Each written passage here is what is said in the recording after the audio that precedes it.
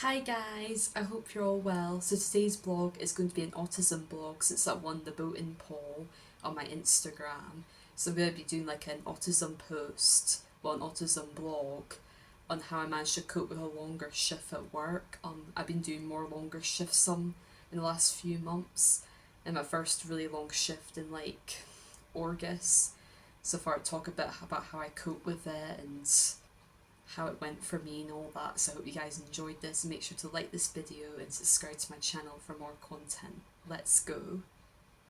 So back in August, I did my first ever like long shift. It was a 7 hour shift. I did do like a longer shift before that, like at the start of last year, but it was only a 6 hour shift. But the reason it exhausted me so much is because they asked me to like do extra cover at the last second.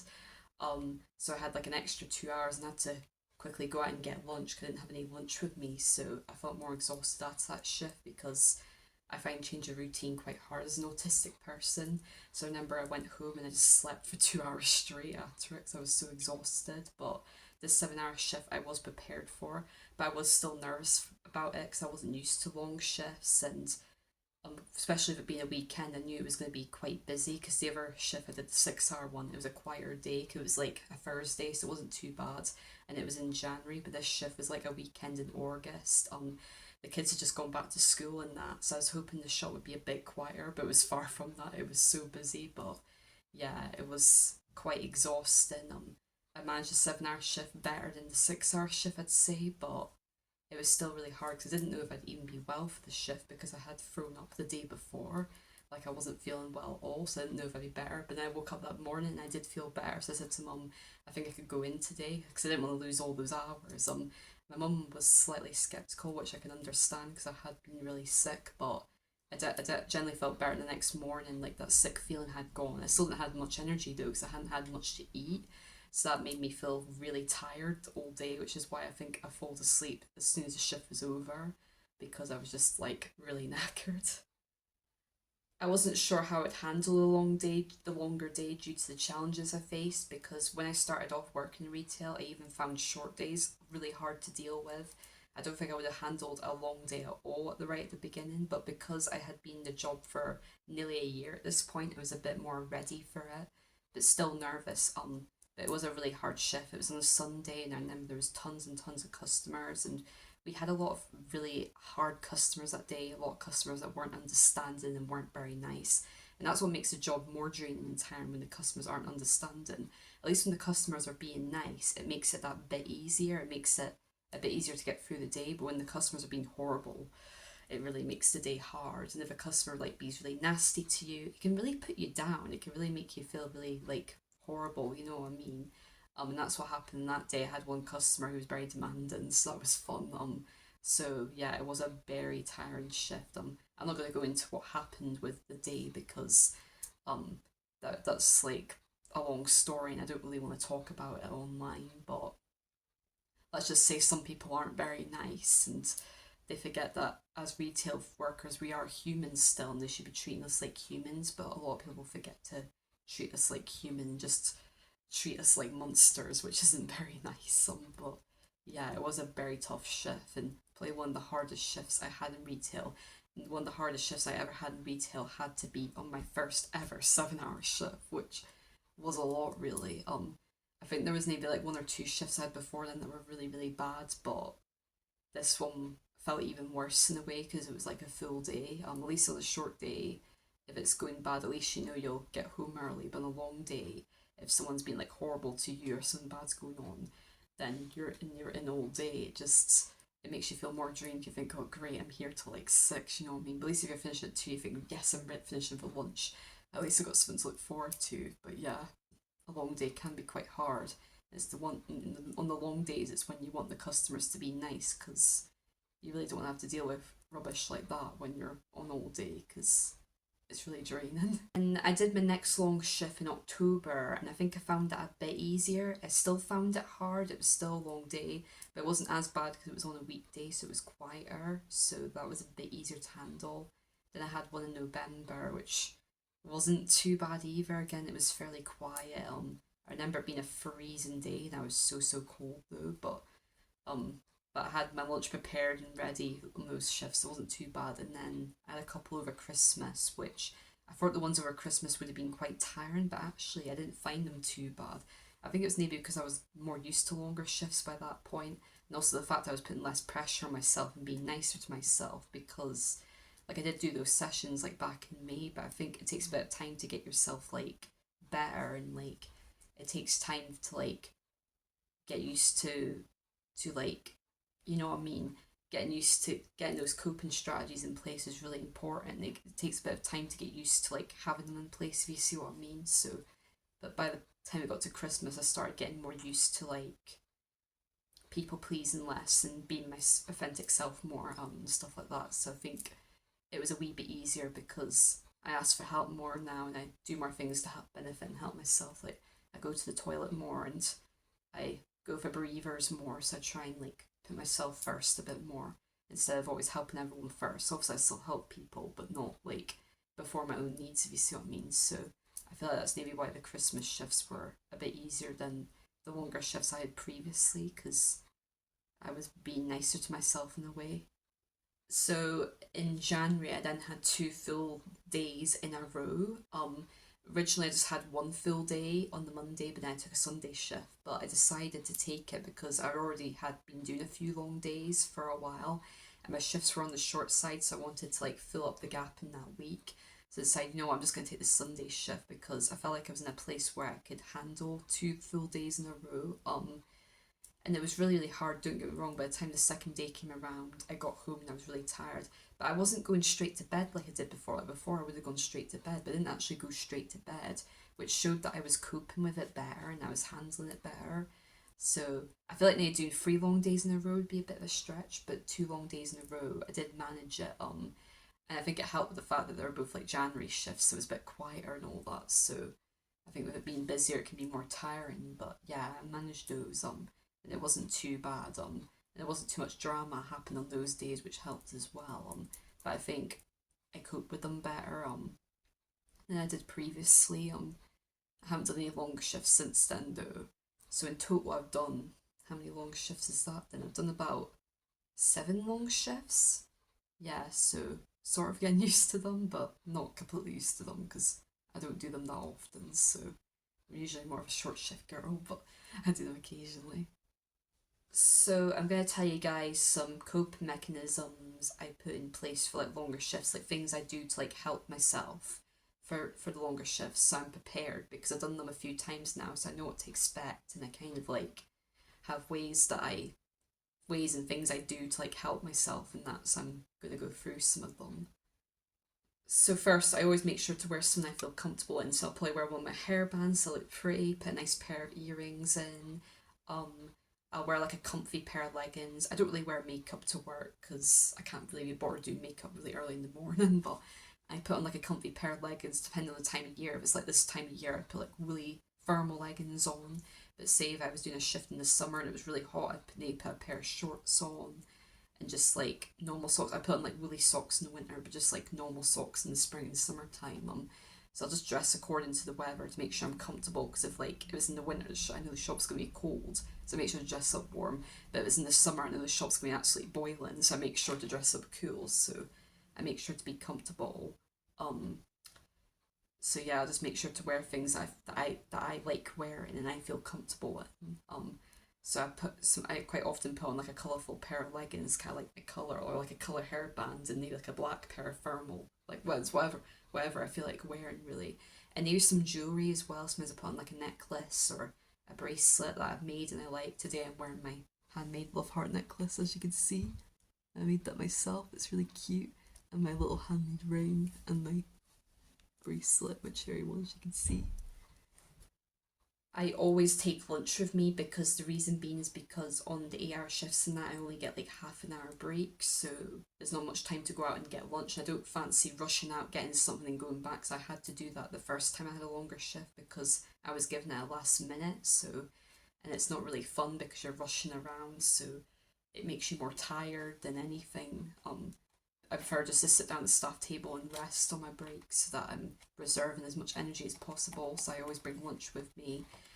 Um, I'll bring something I'm comfortable with, like maybe a pesto pasta with bacon in it, or maybe a salad with chicken and pesto, depending what I want. But I always bring like a comfort food, something I enjoy, so not something like different, because obviously when I'm doing longer shifts, it's something I find quite tiring and stressful. So I make sure to bring in food that I like, so I have something I enjoy. It's the same with drinks as well. I'll bring like maybe like a bottle of water to keep hydrated. I'll make like a smoothie because I love making smoothies, and you don't want to be drinking water for 8 hours because it gets a bit boring. So I'll bring like a smoothie, and like I'll make a smoothie that I like and bring it in, but I'll make sure it's like a hydrating smoothie. I'll put juice in it and fruits and stuff. I won't. One time I just put a bit of milk in it and it wasn't very hydrating, so I make sure to make it all hydrating so I'm keeping hydrated throughout the day. I might bring a Lucozade to help my energy levels as well. So I'll bring in drinks that I like, or no races. I love Oasis, so I'll bring in drinks that I'm comfortable with, and I enjoy to get me through the day. So it's important to have things to look forward to, like nice food and nice drink, and it makes the shift go faster in a way, and it makes it easier because you got things to look forward to. Like after my shift, I make sure to get plenty of rest. I'll just have my tea, and maybe I'll chill and go to sleep, or I might make some jewelry, or I might read a book. I try and do something that gets me out of the work mindset and relaxes me after my shift, because obviously if I've been in work all day, my head's full of like work related stuff. So I try and switch my brain off from work, and I try and just do something relaxing and try and stay away from work related stuff and just rest for the rest of the night. I think it's really important to like take time to rest and forget about work, because it's not the most important thing in your life after all. Like obviously you work to like, yeah, you work to live, not live to work. Um so you just got to keep that motive and remember that. So it's important to switch off when you get home and rest and do something you enjoy. I always make sure to get good sleep the night before. Try and go to bed reasonably early so I've got plenty of rest. So I'll go to sleep. I'll meditate the night before. I'll journal. I'll do things to help me be more in a relaxed state so I get a good night's sleep. Because I think that's really important. Because it's not good to think about work the night before bed. So you're better doing something else, like maybe thinking about that plan you have with your friends at the weekend you're excited about, or that hobby that you're looking forward to getting back to after work. Just thinking of things that excite you is how will help you like get better sleep and make you switch off from work. You don't want to be thinking about work when you're sleeping because that will stress you out. So yeah, and like meditating to get yourself in a relaxed state is always a good way to like, and getting your, and if you have any anxieties or stresses or worries or things you want to address at work, just write them down in a journal and forget about them till the next morning. That's what I do, and it helps relieve that stress, and it does help a lot.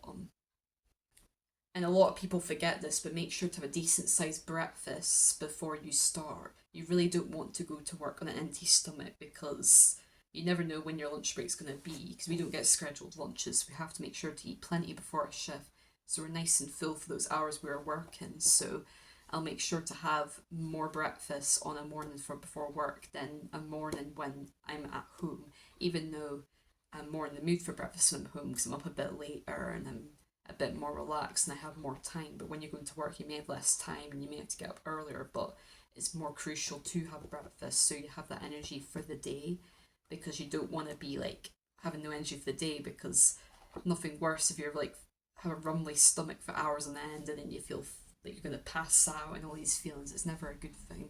So make sure to eat plenty before your shift, like have a refilling breakfast.